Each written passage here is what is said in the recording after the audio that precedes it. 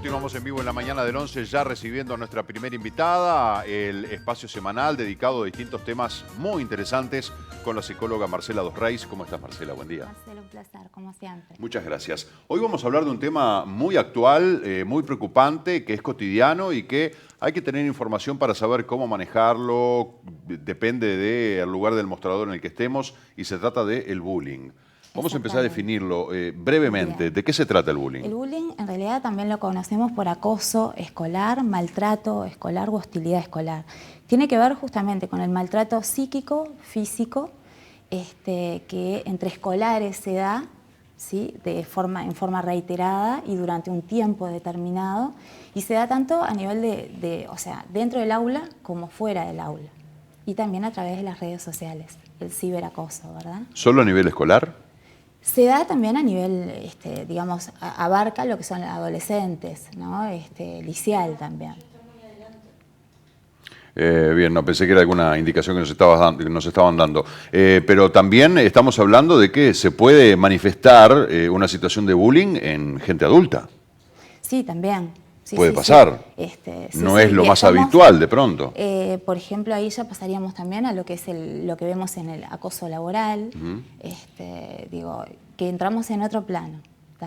En lo que es el acoso escolar, estamos hablando de los chicos donde están, digo, su psiquismo en plena construcción, ¿sí? Todavía no han terminado de conformar su personalidad. Entonces digo, ¿cuánto les afecta todo esto, verdad? ¿Por qué? Porque en realidad es una violencia emocional, psíquica, ¿sí? Psicológica. Entonces va directo a lo que es la autoestima del niño, ¿sí? Con todas las consecuencias que eso conlleva, ¿verdad?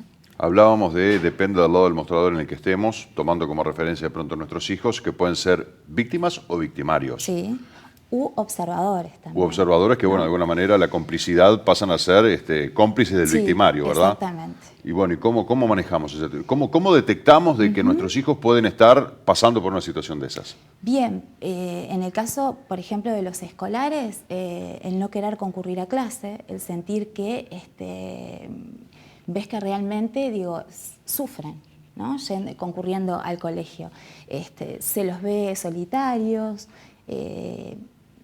si se quiere, con algunos indicadores de depresión, depresivos, entonces angustiados. Entonces esas cosas son las que los papás tenemos que estar muy pendientes, digo, porque además, bueno, puede llegar, como se ha dado en el caso de inclusive lo que es el ciberacoso, un suicidio en la red hace unos años. Entonces digo, cuán importante es, porque la idea de muerte también puede llegar a estar presente cuando están sometidos a ese acoso durante un largo tiempo. Entonces digo, lo importante que es, un poco lo que hablábamos la semana pasada, el poder verlos, escucharlos, prestarles atención, acompañarlos en su proceso de crecimiento y la confianza, ¿no? Como para que ellos transmitan lo que les está pasando o inclusive lo que le pasa a compañeros. Entonces ahí como papás, digo, también, si bien nuestros hijos no son quienes están siendo acosados, pero también como papás tenemos la responsabilidad de poder dialogar eso con ellos y también, bueno, transmitirle, y se trata de valores, ¿verdad? ¿Y cómo manejo el tema? Más allá del diálogo y de, bueno, esa confianza que yo tengo que ir construyendo, me entero de la situación. ¿Qué debo hacer? ¿Hablar con mi hijo? ¿Hablar con la autoridad, en este caso la escuela? Claro, primero que nada, digo, los chicos, pedir ayuda, fortalecer mucho su autoestima, sin lugar a dudas, con el colegio, ¿sí? El centro educativo realmente está muy implicado, porque además acá está implicado todos los actores sociales, desde la dirección, maestros, administrativos, el personal de servicio, el portero, que es también quien ve muchas situaciones fuera del centro educativo. Y es importante, digo, que todos participen y denuncian, ¿verdad? Lo que ven.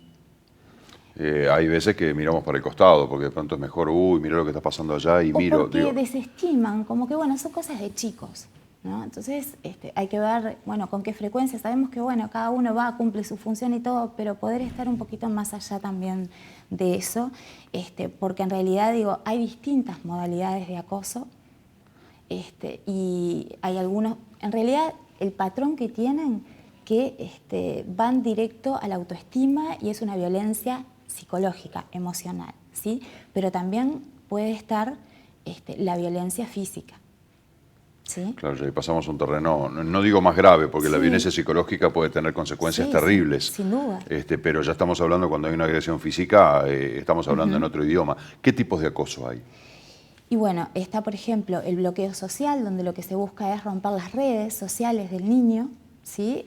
Esto que por ejemplo podemos, que lo pueden observar en el colegio, en el recreo, que no participe en los juegos, tratar de aislarlo, de que, bueno, el acosador trata de que nadie interactúe o se relacione con ese chico.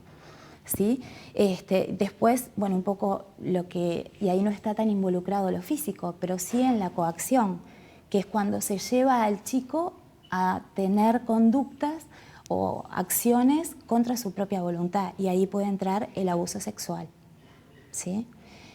Entonces, por eso hay que estar muy atento, es algo que se ha venido dando cada vez con mayor frecuencia, si bien ya data de mucho tiempo, pero sí se lo viene estudiando, y es importante, porque atraviesa tanto a las familias, ¿sí? Como a los chicos, ¿sí? Tanto victimario como víctima, y que los dos deben ser asistidos y atendidos, porque muchas veces nos centramos en la víctima y el victimario también está sufriendo y por eso tiene esas conductas. Lo que pasa es que el victimario no se le ve como alguien de pobre debe estar sufriendo, hay que hacer una lectura más profunda. Al Sí. victimario enseguida lo encapsulamos en que es malo, en que es dañino y hay que erradicarlo poco menos de la sociedad. Síntoma de su sufrimiento, digamos, ¿verdad? Muestra por ahí qué cosas le están pasando. Y hay un perfil, digamos. Ven muchas veces que el victimario no es uno solo, es un grupito. Claro, ¿no? podríamos decir que hay uno que se potencian. Exactamente, y están como los sicarios, por decirlo de alguna manera, ¿no? Sí. Y eso es peor, porque de pronto sí, son varios contra uno claro, o contra obviamente. Y eso cómo afecta en la autoestima de la víctima. En el caso que yo te decía del bloqueo social, donde se trata de romper las redes sociales, de no dejarlo participar en juegos, en los grupos, el chico muchas veces sabe qué es lo que está pasando, o sea, no sabe lo que pasa. ¿Por qué no quieren jugar con él o por qué lo aíslan, lo dejan? Pero y varones y mujeres, aquí no hay distinción de sexo, no hay un predominio, no, la mayoría de los casos son de varones. Hemos visto casos de mujeres que llegan a puntos casi extremos, ¿no? Sí. ¿Y el abordaje del tema es igual?